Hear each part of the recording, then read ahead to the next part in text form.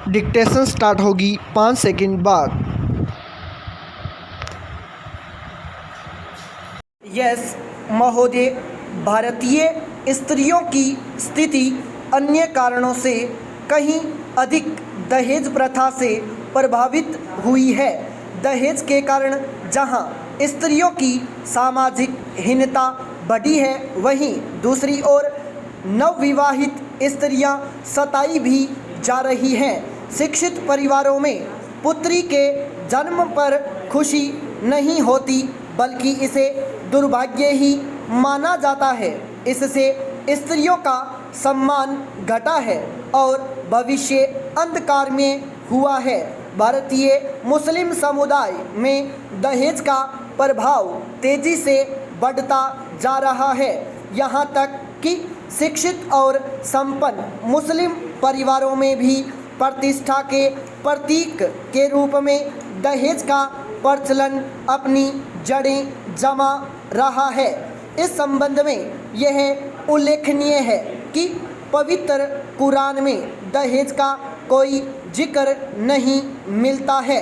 इस्लाम के वैवाहिक नियमों के अनुसार निकाह के बाद पति द्वारा पत्नी को आर्थिक सुरक्षा के रूप में मेहर दिया जाता है, लेकिन शोध से पता चलता है कि मुस्लिम समुदाय में मेहर की राशि तो कम होती जा रही है और दहेज जैसी कुप्रथा बढ़ती जा रही है। यह अत्यंत खेदजनक है, क्योंकि अशिक्षा, आर्थिक पिछड़ापन, पर्दा प्रथा आदि कुप्रथाओं को ढोने वाले मुस्लिम समुदाय पर दहेज प्रथा का और लद जाना अभिशाप ही है। प्रश्न यह उठता है कि कुरान में दहेज का जिक्र न होने पर भी इसका लेन देन किस आधार पर शुरू हुआ। अधिकांश भारतीयों के दृष्टिकोण से दहेज का धार्मिक औचित्य है। इस संदर्भ में हजरत मोहम्मद की पुत्री का निकाह का उल्लेख किया जाता है। उनकी पुत्री हजरत फातिमा का जब हजरत अली से निकाह हुआ तो विदाई के वक्त उन्होंने गृहस्थी जमाने के लिए दैनिक उपयोग की मिट्टी की कुछ वस्तुएं तथा खजूर की चटाई एक दूल्हा दुल्हन को दी थी। ये केवल 6-7 वस्तुएं उस काल में जीवन निर्वाह के लिए आवश्यक थीं। हजरत फातिमा के निकाह के समय मोहम्मद साहिब द्वारा दी गई इन्हीं वस्तुओं को भारतीय मुस्लिम समुदाय दहेज कहता है और दहेज का लेन देन करना चाहता है, क्योंकि यह भी मान्यता है कि मोहम्मद साहिब के कार्यों को दोहराने से व्यक्ति पुण्य का भागीदार बनता है। परंतु वे लोग इस संबंध में यह नहीं समझते कि मोहम्मद साहिब ने तात्कालिक समस्या को हल करने के लिए सामान दिया था, क्योंकि उनके दामाद विवाह के पूर्व उन्हीं के पास रहते थे। अलग घर बसाने के लिए उनके पास कुछ भी नहीं था। पाई पैराजेंज। इसके अतिरिक्त जब मुस्लिमों ने भारत में प्रवेश किया तो उन पर यहाँ की संस्कृति का प्रभाव पड़ा। उन्होंने देखा कि यहाँ कन्या के विवाह के समय उसे काफ़ी दहेज दिया जाता है।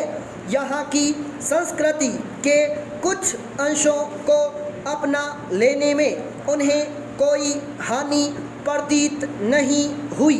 इस प्रकार मुस्लिम समुदाय में दहेज प्रथा का प्रचलन भारतीय संस्कृति के प्रभाव से यहीं आरंभ हुआ।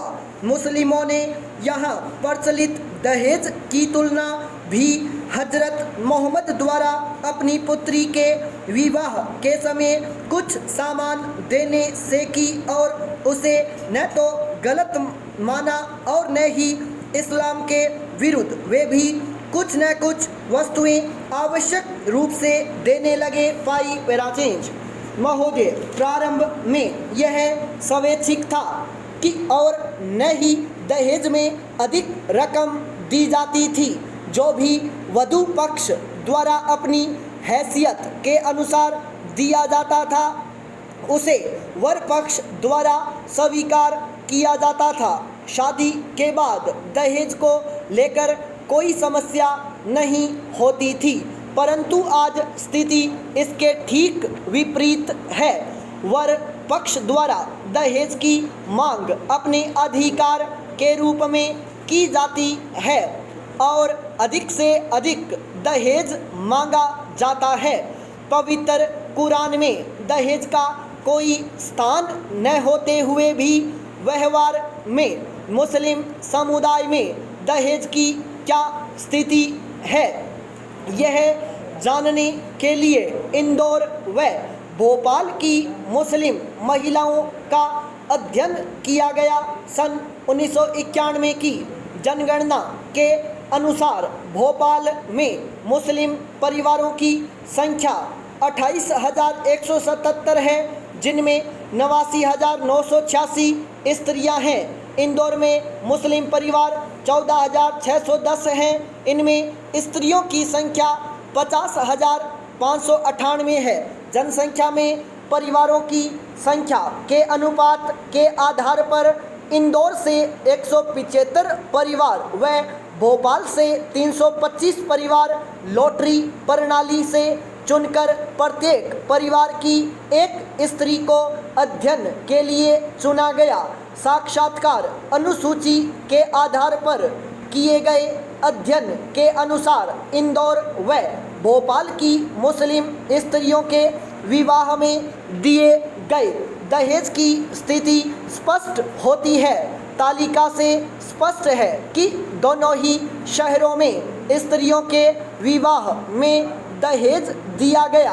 कुल 500 महिलाओं में से 96% महिलाओं के विवाह में दहेज दिया गया।